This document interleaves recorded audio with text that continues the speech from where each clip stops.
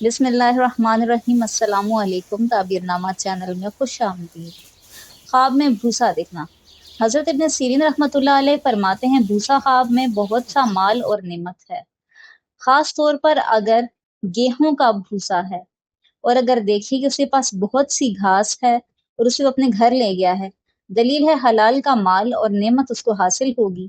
اور اگر دیکھیے کہ جو کی بھوسی ہے تو اس کا مطلب یہ ہے کہ اس کو کم فائدہ حاصل ہوگا۔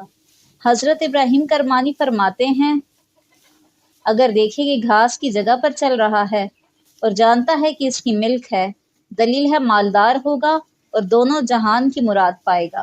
حضرت جابر مغربی رحمۃ اللہ علیہ فرماتے ہیں اگر دیکھے کہ آگ گھاس کے ڈھیر میں پڑی ہے اور گھاس جل گئی ہے، دلیل ہے بادشاہ اس پر تاوان ڈالے گا اور مانگا ہوا مال لے لے گا۔ اور اگر دیکھے کہ چوپائے گھاس کھاتے ہیں، دلیل ہے کہ کوشش سے اپنا مال ضائع کر دے گا۔